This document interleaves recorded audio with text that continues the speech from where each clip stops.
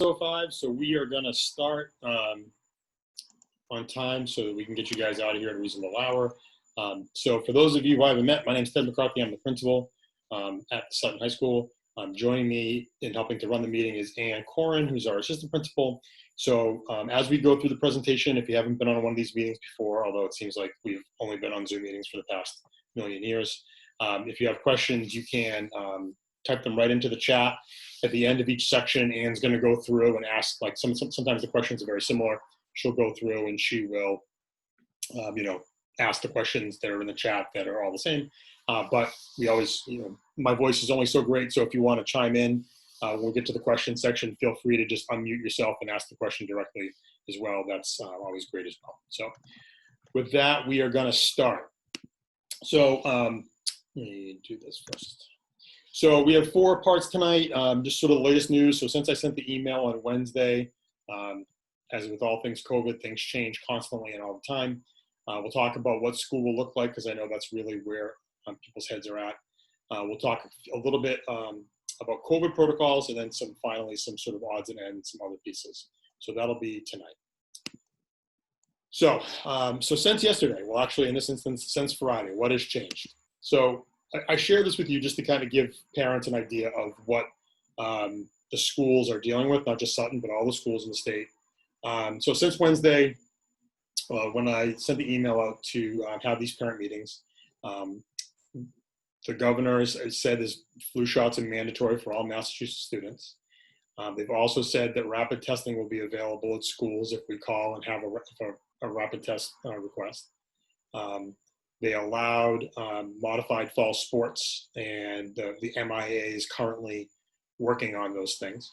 The state said the district should require teachers to, the state said the district should require, although they are not requiring, it was sort of more of a recommendation, the district is requiring teachers to be in school during remote learning, but if teachers need to bring in their own kids during this time, they should be allowed to do that too. So I share this with you just to give you kind of a picture of, these are some pretty big things, and we're finding out about them on August 24th. So the planning that we've been doing sort of assumes that we're working on the best information we have at the time, and then we go from there.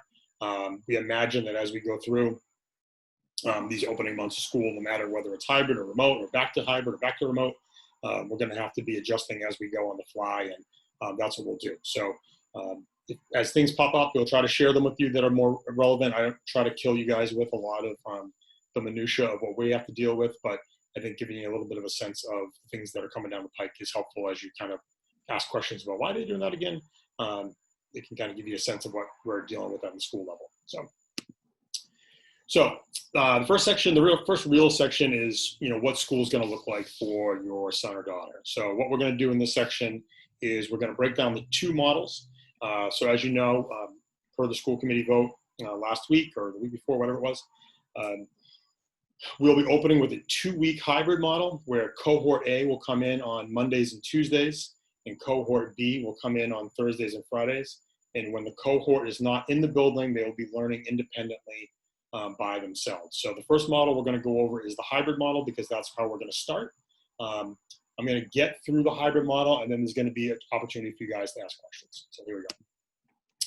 So this is our hybrid schedule. It's been shared in other places before. Students' arrival time is between 7:20 and 7:50. No students will be allowed in the building before 7:20. So we're really recommending to parents not to try to get here early. If it's pouring rain outside, the kids are going to unfortunately have to wait outside in the pouring rain. So please do not drop them off early. Try to get here as close to 7:20 as possible. We're going to encourage our student drivers to get here closer to 7:50, and we'll give them a little bit of wiggle time if they show up the tardy. If they're allowed to school tardy a few minutes, that's not going to be held against them.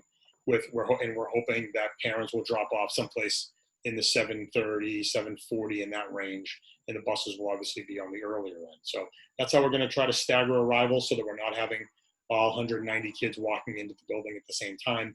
And that's how we're, again, we're trying to follow some best practice protocol with kids coming in and out of the building. They have their A block. Then they have a mask break as they transition to B block. when Ms. Corron and I actually just walked the halls today and set up the traffic pattern. So students will be, when they come in, they'll see that there's hallways are one way and stairwells are one way. So when they leave their class, they will follow the traffic pattern. They'll exit the building for their mask break. They'll have about 8 or 9 minutes to go from A block to B block, B block to C block, and C block to D block. And that mask break will happen outside. They'll be 6 feet apart. They can take off their mask. We're not allowing mask breaks during instructional time, since that time is so valuable. We're really going to ask kids to kind of maintain it for the 75-minute block that they're getting instruction. When they're done with their mask break, they'll come back in the building and then head to their class following the traffic pattern. If there's inclement weather, the district has currently is currently in the process of purchasing tents. Those tents will be set up outside. So again, kids will have the opportunity to be outside, even if it's raining out. If the tents aren't available and we can't really do a mask break outside, then we'll be using the bigger common spaces, such as the cafeteria, the gym, the small gym, the auditorium, and those spaces. That's where the kids will have their mask break. Lunch will happen during C block. We have 3 lunches, so that we're making sure that we're trying to be as safe as possible. We're going to get into lunches in a little bit. But basically, the first one group of students will come in, they'll have lunch. They'll sit in one section of the gym that's been arranged with desks. They'll eat, they'll leave. Those desks will be cleaned. The second lunch will come in, they'll actually set a completely separate set of desks, so they won't sit on the desk where the first lunch had it. Those kids will eat and leave. Then the third lunch will come in, and they will sit in the seats where first lunch had it, but at that point, the cleaning solution will have been on for well past the amount of time it needs to be effective. So those seats will be completely clean. The custodial staff will be doing that work in between the lunches 1 and 2. So that's how lunch will happen. Kids will still be able to buy lunch. There's not going to be going up and back and forth to the cafeteria. So basically what you get is what you get. The cafeteria is going to put out the menu for the day. And if it's like, cheeseburger, fries, and vegetable, it's going to come in a box. The kid will go to the cafeteria. He'll get the box. We'll get his ID, and then he'll go along his way. Students who aren't buying lunch can just go directly into the gym that we're using as a cafeteria and sit and eat their lunch. Students aren't going to be allowed to socialize during lunch in the sort of the way that they're traditionally used to. So when the students see the gym, the desks are all 6 feet apart. They're actually the double desks from the middle school. So every student will have an individual desk that they'll be sitting at. They'll be expected to sit at that individual desk by themselves, eat their lunch. They can talk to the 2 students who are on their left or their right. They're not going to be allowed to turn around and speak to the person behind them. Obviously, their mask will be off while they're eating. And then that's how lunch will happen. And then if they need to go to the bathroom, we'll have a procedure for that as well. They'll leave lunch, and then they'll go to their D block class. And then from D block, they'll get dismissed. Dismissal will happen over the intercom. So at the end of the day, we'll start dismissing students in waves. So for example, we might say something like, bus 1 is here. Students who are on bus 1 may now leave. And then the students who are all around the building at that point, who have bus 1 will leave the building and head out to bus 1. Then we might say, seniors who drove to school today, you're dismissed. And then the seniors could leave and they'll be dismissed. If they have a younger sibling that they're driving or family friend that have paired up, they'll be allowed to take that person as well. And then we'll dismiss in waves. And that'll basically be the day. That's kind of our day. You can notice in the schedule there's not a lot of transitions. We're trying to cut that down so that we're trying to limit the amount of interaction and contamination that we're having. So here are some key points. So the hybrid model will last from September 14th to September 28th. But I think we've been pretty clear. Masks will be worn at all times. It's not going to be a negotiation point for us. You will be asked to leave school immediately if there's a disagreement about why you need to wear a mask in class or in any of the common areas. So the only time a student will not be wearing a mask is when they're on the mask break outside or if they're in eating lunch. Other than that, if they're not wearing a mask, they'll be sent home. The goal for this, obviously, is to limit the movement interaction where possible to sort of limit contamination because we have a certain level of tracking requirements that we need to do. We'll get into that when we get to the COVID protocols and what we need to do if someone were to become sick, even if they're not COVID positive. If you'll see when we get to the COVID section, if a student is sent home sick with a fever, the levels of things that we are required to do for both your safety, your student safety, and our due diligence is pretty significant. So class time. So class, if you're back in class. So obviously classes in the hybrid model would be about half the kids who would have been in the traditional class. So for traditional English class, let's say we might have 22 kids. Now there will probably be 11 or 12. It's not going to be exactly half because the alphabet doesn't work like that. But in general, there'll be half classes. All desks in classroom will be 6 feet apart. And all students will be 6 feet away from the teachers. Class time will be just like class, with the difference being of the way the teachers are instructing. So one of the challenges of teaching in this method is that many of the best practices that we know how kids learn best have been kind of taken away from us. So there'll be less group work. Students won't be getting up and moving around the classroom. Your assigned seat on day one will be your assigned seat for the remainder of the year or until we're instructed otherwise. And that's obviously going to require a little bit more teacher-centered instruction, where we've been doing a pretty significant shift over the past couple of years of more student-centered instruction. So that's the class the kids will notice a different feel to the class because they're used to getting up and moving around. Some of our teachers use that as a very common practice. Here, when they land in class, they're in that seat for 75 minutes. The teacher might say, okay, we're going to get a movement break. You could stand up from your chair, kind of like shake yourself out, but then you're going to sit right back down in that chair for the remainder of the period. So that's for the 2 days that you're in school. For the 3 days that you're home, students will be learning independently. That will look, it'll be a more rigorous and definitely it'll be a more weighted version of what people experience in the spring, but it will look a lot more like that, where lessons will be provided just for students to work on independently at home. The teacher might say, Sally, Mary, Mike, and Tim, you guys are in a group, over the next 3 days when you're home alone, when you're home at work, home at school, sorry. I need you to get together in a group via Zoom and work on this project that we're getting together. So some of the traditional things that happen in school will also happen while we're doing independent work at home. But obviously the teachers who your son or daughter had on Monday and Tuesday, they're now teaching a completely different set of kids on Thursday and Friday. People have been asking, well, why aren't we live streaming the class? There are FERPA violations that come along with live streaming from class. I know other districts are doing it. I can't control the districts. I just know what we've been sort of where we've been at, and we are not live streaming classes. So that's just a point of fact. Kids can still get extra help. That extra help will happen after school. And then on Wednesdays, that morning session on Wednesdays, teachers might use that to individually check in with kids or check in with groups. That's a little bit flexible at this point. But every teacher by contract has at least 2 days after school. And I know most teachers spend more than 2 days after school helping kids.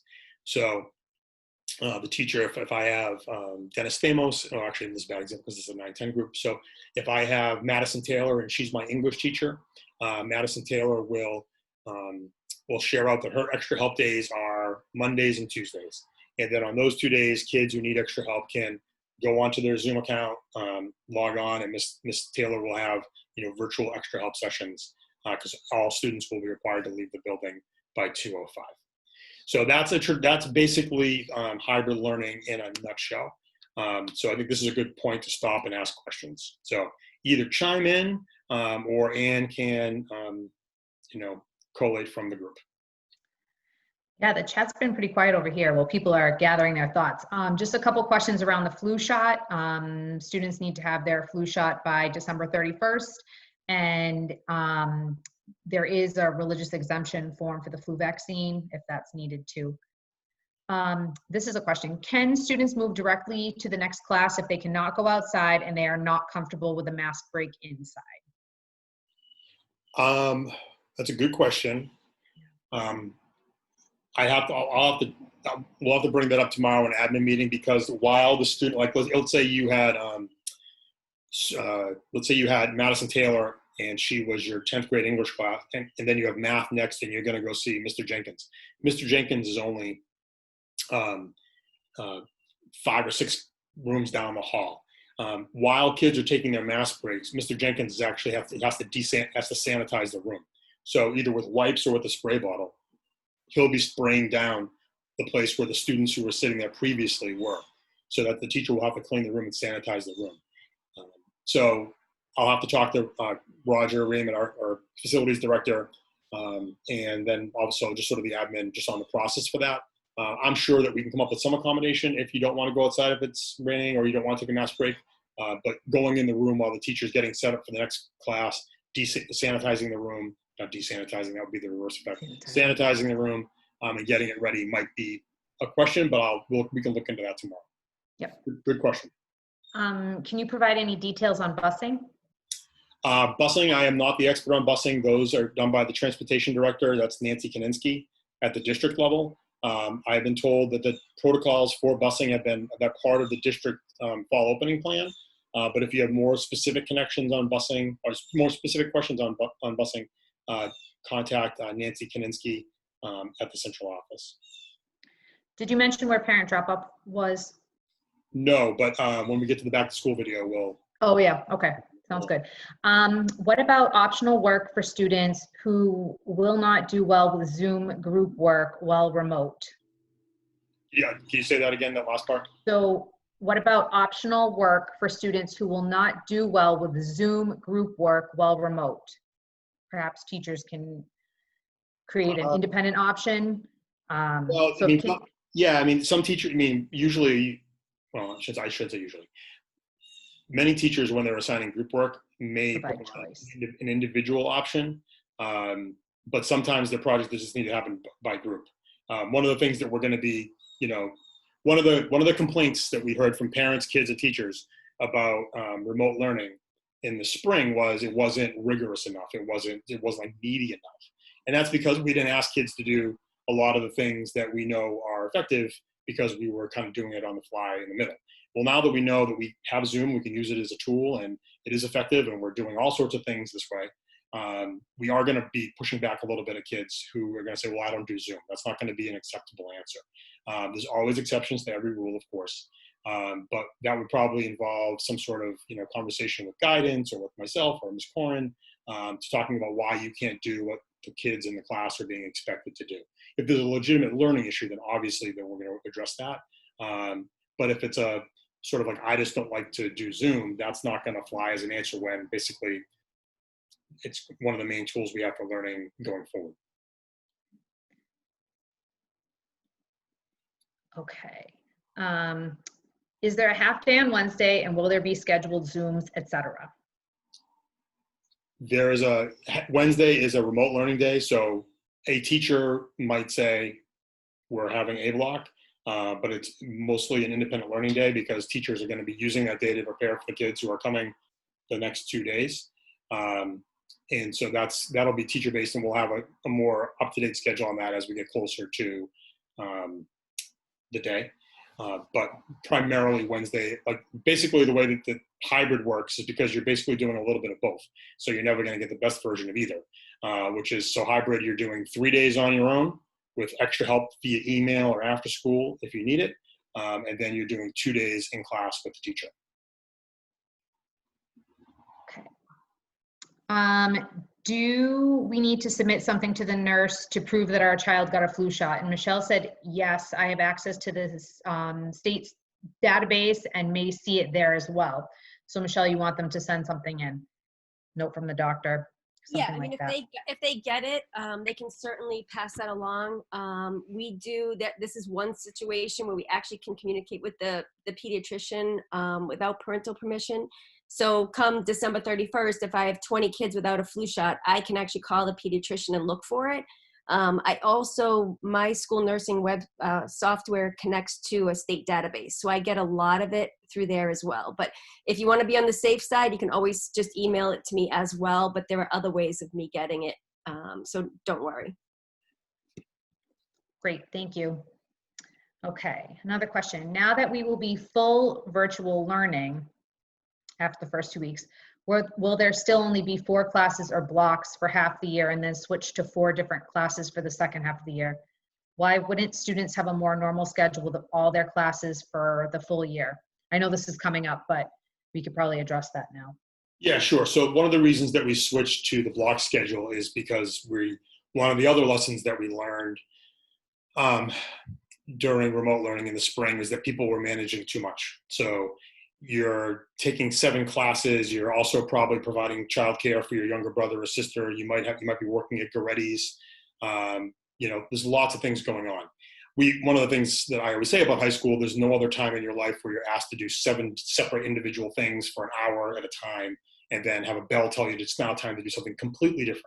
In fact, even when kids go to college, they don't take 7 classes. They would take 4 classes at a time. So the block schedule, what that allows us to do is give the kids the amount of instruction they need in the content area while reducing the amount of things that they have to manage in this most stressful and unusual time. So whether we're in person, whether we're hybrid, or whether we're remote, the block schedule works across all 3 of those modes because we can do it easily in all 3 of those modes. There are schools that use the block schedule all the time as their regular daily schedule. We only think the 7 period drop 1, day 3, what class do I have scheduled is normal because that's what we do. In districts like Tantascwa, for example, a block schedule is what they do, so this is no change. So I would argue that the block schedule, particularly now, is a better instructional model for our kids because we're asking them to focus more deeply on 4 things rather than having them worry about 7 things every single day. So yes, we will be sticking with the block schedule from now until June 15th. It is not changing. Is there a night school option for extra help and support? We have talked about, we haven't finalized anything yet, but we have talked about the idea, particularly with hybrid, where kids are going home, they're going to get on a bus. It's going to take them a little while to get home. They might not be ready and situated for extra help until 4 o'clock in the evening. So that's something we'll work on with the teachers. Right now, typically, extra help happens from 2 to 3, or by contract, it's 2 to 2:30. Teachers usually stay an hour. But that's not going to work if we're kicking kids out the door at 2:05. So we're going to have to get creative with the extra help. My guess would be, and we're kicking teachers out the door, by the way, at 2:05 too, so that the custodians can come through and clean everything. Again, these are sort of the accommodations you have to make when you're doing hybrid. So when we have that extra help session finalized, whether it's, I don't know what you mean exactly by night, but I would imagine it would be, after 2 o'clock, significant. Great, thank you. Do we have guidelines around acceptable masks, air vents, gaiters, that type of thing? Michelle Donovan. Yep. So we're recommending any kind of cloth face covering except for bandanas and nylon gaiters. Those are the only 2 that we're really hoping, just because they were proven to not, limit the transmission of COVID. Perfect. Awesome. And then can the students play basketball outside after school hours? I believe the basketball courts are closed and will continue to be closed until the governor changes our phase, but that's above my pay grade. Okay. We're clear in here, and unless somebody wants to come off mute and ask a question in person. So just to kind of sum up hybrid, they're coming in, they're having a sort of a class, a more traditional class for 2 days. They're working independently for 3. There is after school help for students. But there is, our first and primary job is to keep them safe and to keep our staff safe. And so what we're doing in this model is really focusing on, that's kind of like the guiding principles for a lot of this. So, did I see a question sneak in before I move? Yeah, they're coming up. The answers are coming up in Okay. the presentation. All right, because we're already at 6:30, so let's keep it going. Okay, so remote learning in many ways is just more simple. Kids will have teacher interaction 5 days a week. They'll have a regular schedule. You can see it right here. Kids will log on every day at 8. Their teachers will take attendance in A block. They'll have their A block class. Just like right now, if I stopped sharing my screen, we could see everybody in the Zoom room. The teacher will be able to see the same thing. We are going to ask kids to have their screens on and their face visible, at least at the beginning of the class. There are things that Zoom's coming out with where kids can blur the background. They can have a virtual background if the kids don't want the teachers to see their messy room. And there might be times, we're going to talk about instruction in a bit, but where the kid can just, go to the, where only the name pops up, and that's fine too. But basically 8 o'clock every day, just like regular school, kids are getting up, they're logging on, and they're taking attendance. They have A block basically from 8 to 9:25. The last 5 minutes of that is a screen break time. There's no teacher who's going to keep a kid staring at a screen for an hour and 25 minutes. So teachers will be telling kids things like, hey, all right, for the next 15 minutes, why don't you, shut down your computer, go read this passage, and then we're going to come back together and we're going to discuss. Or for the next 10 minutes, I want you to shut down your computer, work on the 5 problems in math, come back and we're going to discuss. So kids are not going to be staring at screens for 6 hours a day. That's just not going to happen. So again, all the sort of like the mask break stuff, all that stuff goes away when it's remote learning. So they'll go from A block to B block, B block. They'll have lunch at 10:45 for half an hour. Then they come back into C block, then D block, and then extra help will on those days happen at the traditional time because everyone will be logged on and ready to go. So that looks like a regular day, obviously with the caveat being we're only doing 4 classes instead of 7. So that's a regular school day that they normally would have had. On Wednesday, it's a little bit different. We do still need to give teachers the additional time to manage this situation that we're in, but we are going to have the teachers are going to have everyone check in those on Wednesdays as well. There'll be shortened classes, and that might be more like once the teacher takes attendance, she might say something like, Mary, Jim, Mike, and Sally, you're going to stay back with me. I'm going to review the project that you're working on. The rest of you guys can log off and work on your project in groups if you want to, or individually. Or she might say, Mary and Sally, you guys are going to stay you're going to stay back, and I'm going to provide extra help for you. Or she might say, you guys know what you're going to do today. Now that I've taken attendance, I'm going to stay on the Zoom room. If anybody has a question, they can log back in and check in with me. So kids will be logging in every day. They will see their teachers on the Wednesdays, but it'll just be the goal of that day is for it to be a little bit more independent than the traditional Monday, Tuesday, Thursday, Friday class. The last half an hour is an intervention block. So that might be where there's like a more mandatory extra help session where Miss Gamble might say to somebody in her math class, hey, Sally and Mike, I want to see you at 10:15 so we can really cement down these concepts. In that class, that period will be used at teacher's discretion as they need. Could be that a kid is not required to be there, and so then his day would end at 10:15 as far as structured learning time, although there'll be, we're going to get to it in a second, there's going to be projects and quizzes and tests and homework and reading and all the stuff of school that he'll have to do after school as well. The afternoon session, that might be, again, additional time for teacher check-ins. That's when teachers will be meeting. That's when parent-teacher meetings might be scheduled. Some extracurricular club meetings will happen on Wednesdays. And then I think the special education department is looking at Wednesday as one of the days when they can have kids come in to do testing that might need to happen, or IEP meetings, or any of those things. So that's the remote learning schedule. You can see there's not a lot of the things that get in the way. Like in a hybrid schedule, it's a little cleaner, and kids are actually just they're moving from instruction to instruction a little bit easier. So the remote learning model, well, that's not the 14th. I should say the 20th or the 30th or something. Sorry, that's a typo. I'm sorry, I missed that too. Yeah. So from the 30th through until we come back. So there's live instruction 5 days a week. Like I said, there's screen breaks, both scheduled and unscheduled. And like I said, it will also be school in the traditional say. The grades won't count. There's not going to be a 3-point bump if you complete 70% of your work. It's just going to be regular school. This goes for hybrid as well.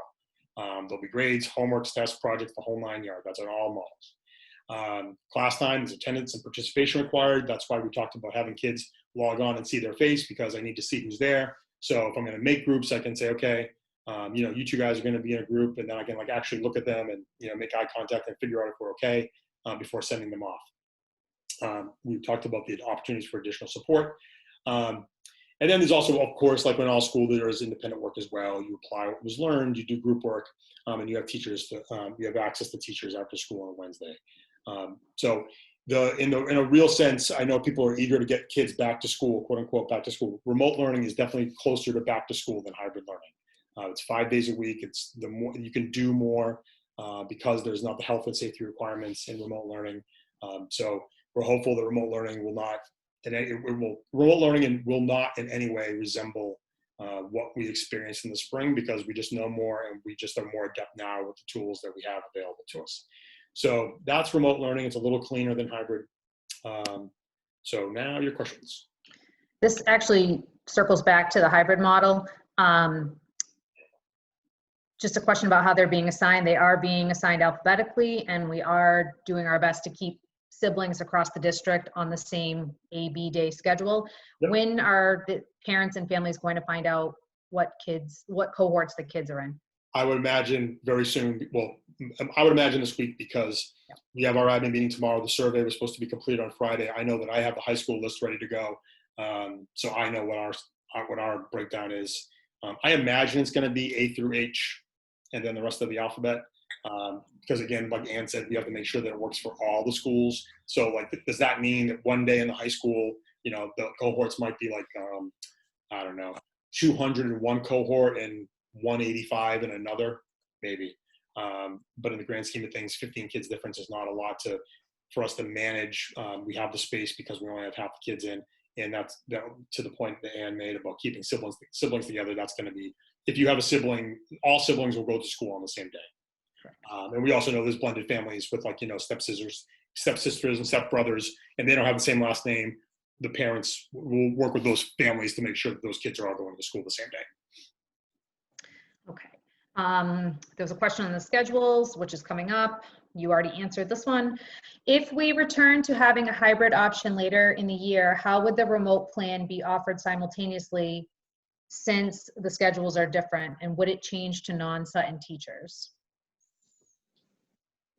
I don't know exactly what the question means, but I guess I'd say if we go back to hybrid, then it goes back to you have the teacher 2 days a week and you're working independently 3 days a week. If we go back to hybrid, and if this is what you mean. I think it's for the kids that choose remote and right. like that are remote. Yeah, so if you choose full remote for the year, like right now, I know the survey, there were some questions about the survey. It wasn't this, yeah, so there were questions about the survey. So if you chose remote on the survey, your student is never walking in the door for those first 2 weeks. We will have assignments and work for the student to do the first 2 weeks until they join the class, who all goes remote starting on September 30th. Let's pretend that the district stays remote through Thanksgiving, but we come back the week after Thanksgiving. And now at that point, you're going to be asked again, do you want to come and do the hybrid model? If at that point you say no, then we'll be working with you to use either Sutton teachers, online vendors, VHS, Fuel Ed, Greenfield Virtual Community Charter School to marry your student schedule up with those online options. Because again, we can't have teachers teaching a group in front of them, a group at home, and then a third group who's now doing something completely different. So that's how that will go going forward. Okay. As the students roll into full remote, can the teachers be certain to supply them with rubrics and expectations readily so they are aware of what the quality of work should look like? Absolutely. And that's actually what we're going to be, Ms. Corron and I were sitting with our department chairs today via Zoom, and that was a topic of conversation. At the point of the first 2 weeks is for teachers to work with kids on developing community so the kids are excited about English class and excited about math class, because that's why school's great. But also going over with kids so that they feel confident when they go home, what's expected from them on the different assignments. And, you know, again, just I'll pick myself because I used to be an English teacher. If I gave a writing assignment, there was a rubric attached. So kids would know exactly what's expected. Again, I think if I could do any one thing right now, I would just erase the spring from everyone's brain. That was not remote learning in any any way, shape, or form. I think when you see what remote learning looks like, when we actually start remote learning, not hybrid learning, because that's different, but when we start remote learning, it is going to be like online classes. My daughter was in college. She was actually in Italy, and she was sent home when this all happened. She came home when she got back from Italy after she grieved the loss of her Italian semester abroad. She was on the couch every day. She was logging into classes. She was participating in lectures. She was answering questions. She was doing the whole thing from here in Springfield. So that's going to be what our kids do every single day. 5 days a week, they will be in class synchronously, learning at the same time with their peers, doing projects, doing work, getting feedback, getting grades. It was not going to look anything like the spring. Okay. And then the next two questions are about school supplies and computers, which we're going to talk about in a little bit. Yep. Great. Oh, one more. Will breakfast be available on hybrid days? We'll know on the hybrid days. We'll know more about that. The food services, we have that meeting tomorrow. I saw that on the district admin meeting. I saw that on the agenda. I imagine they'll be pushing out information about exactly how food service is going to work, but breakfast will be available. We'll need to figure out how to have kids eat that, because once they take their mask off, they would have to either go outside or go into the cafeteria. So we'll have to figure out how that works. Another question. What is going on with band and music lessons? The STAIN and the music department are working on what band will look like. There is no chorus in the spring, in the fall, I'm sorry. And band is half the size. So there'll be band in the fall and band in the spring. I talked to Mr. Falvo last week, I think on Thursday, and I know he's looking at what band is going to look like. And I imagine once he has a full picture of what band class will look like, he'll push that out to the band community, who I know are very, invested in keeping that part of our school. Okay. What about drama club? Mr. Loss was holding after school. We're going to get the extra, you know what, we'll deal with that. Oh yeah, that's in there too. Yeah, as well as sports. Yeah. That's right. Perfect.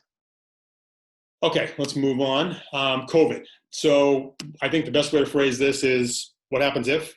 What happens if my student wakes up and doesn't feel well? What happens if my student goes to school but is sent home sick? What happens if my student in the child's class is sent home sick? What happens if one of my child's teachers is sick?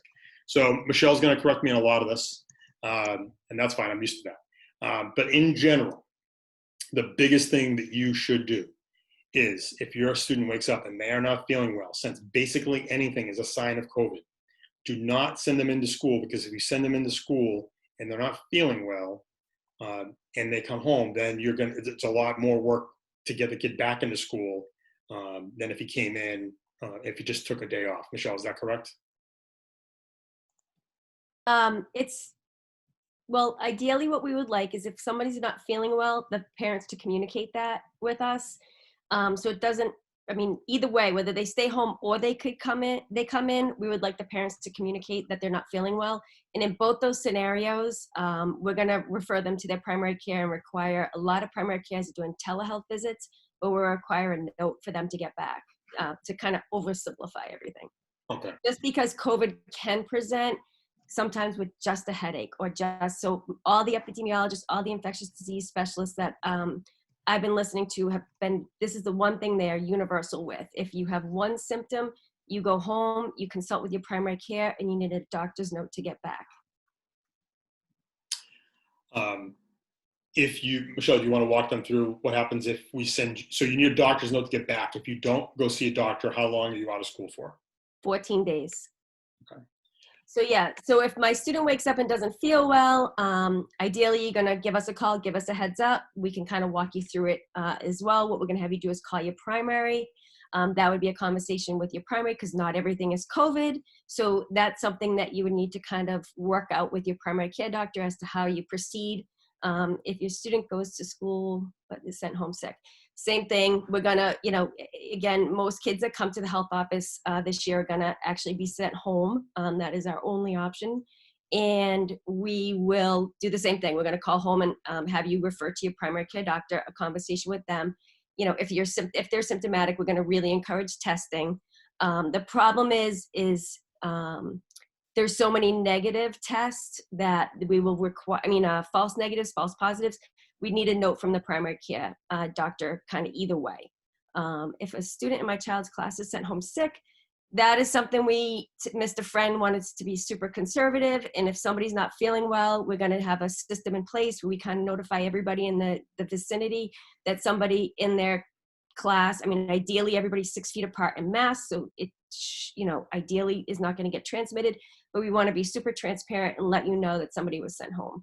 And one of my child's teachers is sick. The teachers are going to get the same rules apply for teachers as for kids. So if we send you home with symptoms, ideally we're going to have you, call your doctor, get tested. If you opt not to get tested, it's an automatic 14-day quarantine, just to make sure that if it is COVID, you're not at the school during the infectious process.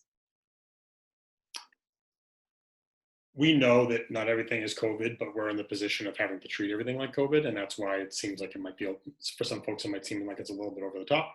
For other folks, they might seem like this is why I'm not sending my kid to school. And that's kind of the problem with this whole thing. It's the disease it mirrors basically anytime any one of us is woken up. What we were talking about today at school was the amount of times where people will just get up and kind of like, not feeling 100%, but they don't want to miss work because they're going to set the class back, so they kind of come in and power through. Teachers are not going to be able to do that, and we don't want kids to do that either. I think about the soccer players who come in and they're coughing up a lung because they want to come in to make sure that they can play in the game that night. That stuff cannot happen. So we really want you to err on the side of caution. It's a lot easier if you can have the telehealth visit, and the doctor says, yeah, you know what, he just wasn't feeling well. He's unlikely to have COVID. The doctor signs off on it, sends it to Michelle, and then you're good to go. Because obviously the flip side of that is if you're send the kid in and he's not well and he does infect somebody or you gets infected because your immune system's compromised because you're not feeling well, then that sets off a whole chain of reaction that we don't want to participate in. So any other questions on this topic? Well, Michelle answered this in the chat, but I think it deserves repeating. Will there be remote learning for a student who is out for 14 days? Yes. Just like there is now, we have kids who, undergo serious medical procedures that are not COVID related, and we adapt. Will it be the exact same thing that's happening in class? If it's like, for example, if it was during the hybrid learning, no. But again, another reason why the remote model is a little bit easier to transition to is if the kid is, if you're sick and we're in remote and you're not 100%, you can still log on and participate in class as you can. If we're in remote learning and you are really not feeling well and you don't want to be in front of a screen, take the sick day. That's completely fine too. We're not asking people to go beyond what their body's telling them. But if we're in school and hybrid learning and you're out for 14 days, then we will make arrangements with you to make sure that you're participating in class to the best of your ability. And Michelle also answered this one. Just to reiterate, if there's a student that has a normal thing like an allergy cough, they feel fine, but it's something that they have every year, they would just need to prove that with the doctor's note delivered to the nurse. Yeah, and so Michelle, tell me if I'm wrong, but my wife has migraines, so getting that note in advance might be helpful. No, it has to be taken on a case-by-case basis. Oh, This is why it's so complicated, because we are going to have allergy season, and unfortunately, in the pediatric population, COVID can present very similarly to allergies. So that's where it's going to have to be a conversation with your pediatrician who knows the child, knows their history of allergies, because it's almost impossible for us to shake out which is allergies and which is COVID. There are some certain situations, I can tell you guys, I've done contact tracing, and I can tell you a lot of patients that I spoke to, the only thing they had was a runny nose for a couple of days. Or there were other patients I talked to, the only thing they had was a headache. So it will have to kind of, if for us to get a blanket statement that somebody has migraines and we kind of let all their headaches kind of be chalked up to migraines, we could miss something. So we would have to kind of just look at each kind of scenario. I mean, allergy season, if I get a note this child is suffering from allergies and, for the next 4 weeks or whatever, then obviously we know what's going on with that child for the next couple of weeks. But headaches will be a little tricky. And that's something that I would deal with you guys kind of individually and kind of work out case by case. Okay, we're looking good in the chat. Okay. All right. We're getting there. All right. So now the other stuff, I know that's kind of popped up in the chat. We'll get to that now. So athletics, I'd say the two questions I've gotten the most since we've been out of school is where is the yearbook and what about athletics? The yearbook, we're still waiting for it to be finalized, and that should happen in the next couple of days. We're hoping that we get that finally put to bed, because God knows I want to stop answering emails about yearbooks. However, athletics. So the state, as I mentioned, just on Wednesday, decided that we are going to go ahead with some sort of modified athletic season for the fall. The school committee ultimately will have to weigh in on that. It's my position that given the fact that we know the kids are participating in club sports right now, and that that's happening, the kids have had a lot of their lives disrupted. Having 11 players outside on a soccer field seems a lot safer than having 25 of them shoved in a classroom with masks on for 6 hours a day. So I can see the rationale, even if I think it's a little crazy, given what they're doing with Major League Baseball, and they can't keep those guys safe either. But ultimately the school committee is going to make the call. My guess is that they will, actually I shouldn't take a guess. You check that. I'm not guessing what they're going to do. If the school committee allows athletics to move forward, then we will be having sort of my understanding is sort of like a modified season and everything. I don't believe there are playoffs or tournaments or anything like that. And like right now, the MIA is creating like these sort of like area bubbles so that like no school is going more than 15 miles away to play another school. So like our DVC schedule will be completely thrown away. We'll be playing towns that are closer to us, like Northbridge, and we'd be mixing it up that way. So we're expecting more detailed information about what athletics will look like in the coming weeks. But the first big decision is whether or not school committee allows it to happen in the first place. So that's athletics. Clubs and activities. I know someone had a question about drama club. We have lots of great clubs and activities. Many of those clubs and activities met during the spring virtually. That will continue to happen. I can't think of one right now off the top of my head that we would allow to happen in person, but we're certainly going to encourage kids to continue to stay part of the clubs and activities that they value and do that remotely as best they can. Mental health. We understand that this has been trying time for a lot of kids, and I'm more concerned right now about the kids who don't traditionally access counseling services than I am for the kids that do traditionally access counseling services. The kids who are talking regularly to, Miss Miller or Miss Brusso, Mr. Gilman, Miss Pioki, they have an established relationship, and they're comfortable reaching out when they're feeling like they could use a little support. The kid who this is kind of just hit like a tsunami and doesn't understand why he's feeling so frustrated and anxious all the time, but doesn't know what to do with it because it hasn't traditionally been an issue for him, that's the person that I want to make sure parents are trying to get in touch with our mental health staff so that we can pair them up. On the website, which I'll share at the very end of this, we have a student resources page. If you submit a request for counseling, it doesn't mean that the kid's going to go into full lockdown, hour-a-week therapy, but it does mean that someone will check in with them to see how he's doing. So I would highly, highly, highly, highly recommend that. And you can start with a simple phone call. You could start with calling their guidance counselor and just having a conversation. But if you've had a conversation with your son or daughter and you feel like you could use some support, then the next step would be to reach out to us so we can set that up. And that can look however you want. For some kids, they can do it over Zoom. For other kids, they might feel weird about that kind of thing in Zoom, so we could arrange for it to be in person, 6 feet apart with the masks on. That could happen as well. But we definitely are mindful of this, and our staff will be having a training in the opening weeks about this, so our staff can be a little bit more in tune to noticing when kids might need a little bit more support. But the parents and caregivers, you guys are obviously the first line of defense, and we would really rather you err on the side of caution and reach out to us whenever you can or whenever you need to before something, before a kid really starts hurting. So please reach out if you need any counseling support. Guidance. So we're going to get to this in a second because we're going to talk about student schedules, but guidance, they're available there for anything you need. So for the seniors, that's actually the next meeting, but seniors, we're looking for help with college, and all that's still going to happen.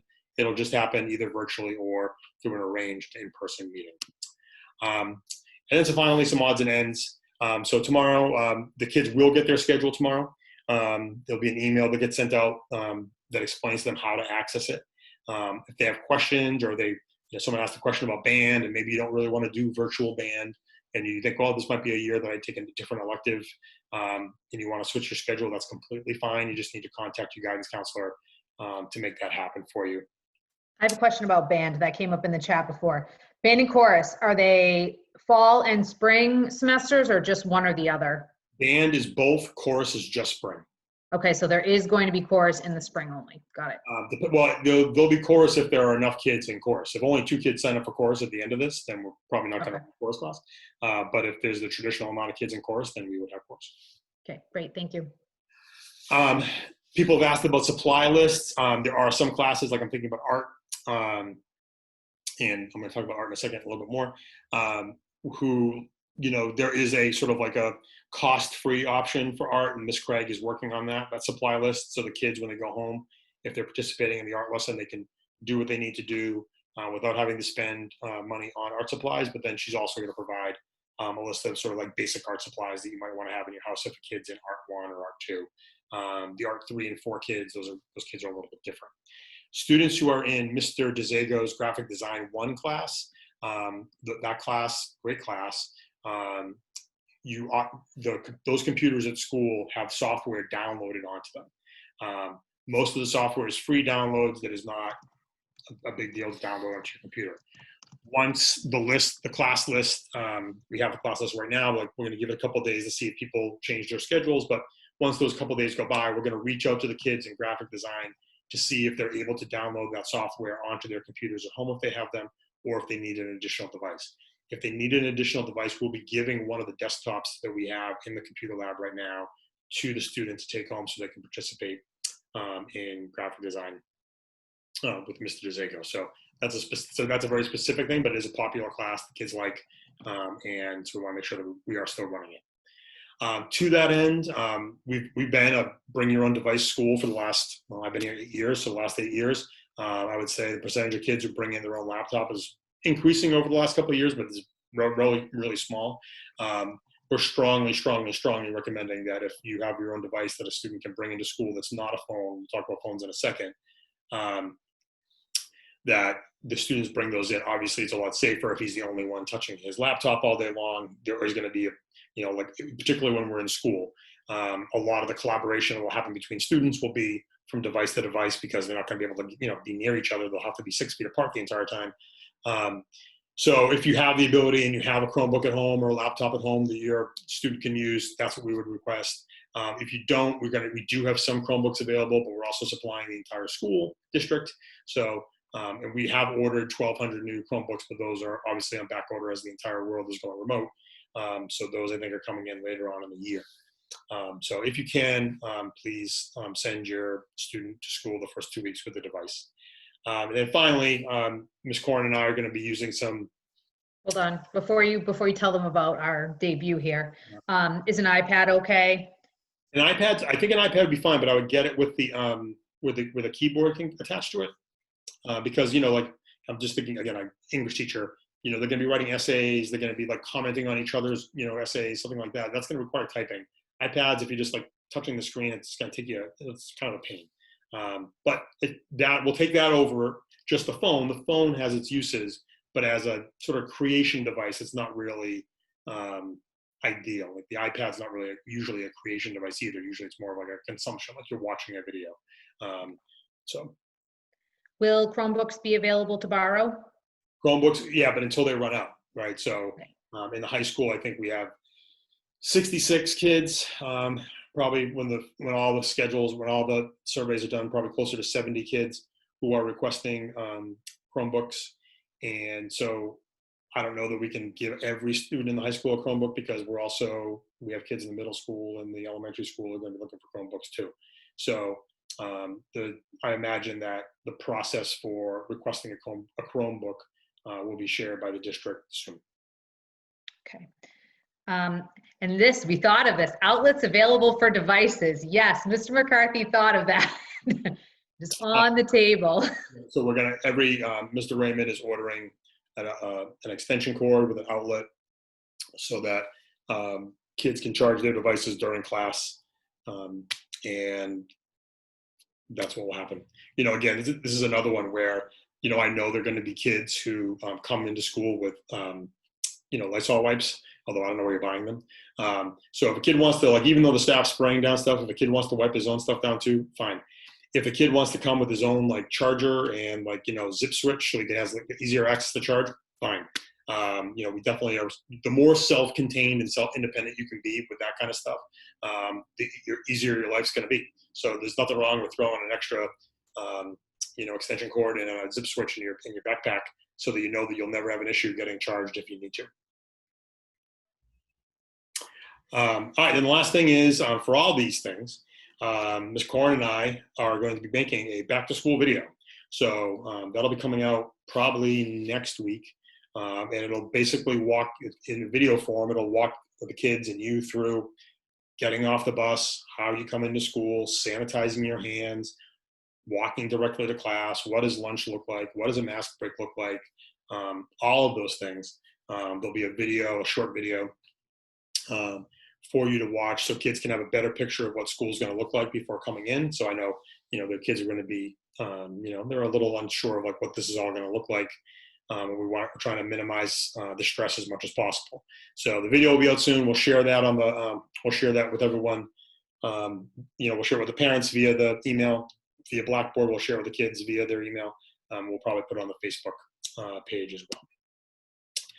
So that is it. That is all I have. So now's your last chance. Did you want to share the website? Oh yeah. All right. Let me stop sharing this. Yes, and if you have any other questions, feel free to take yourself off mute and ask, or you can put them into the chat. Oh, good question. Will there be gym or yoga? Yes, there will be gym in yoga, I believe, is second semester. Yes, I think it's in the spring. We were very excited about yoga and kind of really bummed yoga. So we like yoga was one of those classes that we moved to second semester with the hopes that things loosen up. There might be a little bit more ability to do some more physical activity. How will remote gym be taught? I imagine Mr. Kennedy will check in with the class, develop the day's, workout plan, or whether they're going to be doing, the presidential fitness test, or whether today's lesson is just to go for a walk. That Mr. Kennedy will have more specific information on that as we get closer. So just before, and we can still ask questions, but I do want to make sure that I just share this resource with you. So this is the website that we made for the high school to kind of like, park all of our COVID stuff in one spot. There is a link to this website. It was sent to you in that email, but there's also a link on the high school homepage. So this is where it has, more specific information. So if you go to the reopening procedures page, you go down here and you click on this, it'll bring you to a link that has like the in detail, sort of like if you really wanted, if you really want to put yourself to sleep, you can read the fascinating words of our hybrid plan, but that gets into more of the nitty gritty. But to the student resources end, as I was mentioning, so these three things right here. So if you have a question with tech support, when that gets up and running, you're going to click that. That's going to send you directly to our tech director. Counseling support, which is when we were speaking about this. This will send an email to our special ed director, our new special ed director. She's great, Andrea Ellis Thomas, and then she will funnel that back down to the appropriate person at the high school level. And then obviously, if you need Michelle, you can call the high school or you can email her at the dot link as well. Okay. Any other final questions? I'm 1109. You're 1109? No, well I didn't give your direct link, Michelle. I was giving you one level of support, but if you want to help yourself, that's fine. Everyone, Michelle's direct line is 1109. I gave you the general high school number. Michelle's. No, you have my extension as 1104. Yeah, that's the main. That's the office. Who then sends them to you. Now you just got parents directly going into you, but only the 9th and 10th grade parents. We won't share this information with the seniors and juniors. Other questions? You see, there's will there be a list of what classes are offered each semester? Yep, that's going to go on the email tomorrow. So you'll see, like, if a student has A, B, C, and D blocked, and they wanted to take Art 2. You're a sophomore and you want to take Art 2, but Art 2 meets at the same time as your English class. Well, you still need to take English. So the schedule will show you where you can play whack-a-mole as far as like, okay, if I move my English class to this period, my art class to that period, then I can fit in everything that I want. So kids will get both a link to their own individual schedules, and they'll also get the whole master schedule. Traditionally, when students start at the high school on that first day, we meet them in the gym, we give them a paper copy of their schedule. Obviously not going to be doing that. So we are going to be having their A block teacher reach out to them to let them know exactly where they are, because when they come in on that first day, it's directly to the A block class, and that's how they'll start school. So, and where they'll get a printed copy of their schedule if they need it. Yeah. Is there any discussion about changing graduation requirements for things like gym, civics, and health? Yeah, there has been discussion. I can tell you that I cannot imagine a world where, well, if you're a 9th and 10th grader, you'll be hard pressed not to meet your graduation requirements. You actually have an extra class this year because it's 4 and 4. So you have more classes, more opportunities to meet the graduation requirements. But if there's a legitimate issue where you weren't able to get in that financial wellness class and it's getting in the way of graduation, we're not going to hold anybody back because of a pandemic. But we are going to, work with you to see if it's really, there's a difference between can't and won't. So kids sometimes were like, well, I want to take that one. Well, you have to take this one. And that's part of life. Like you don't get every schedule, you don't get every class you want.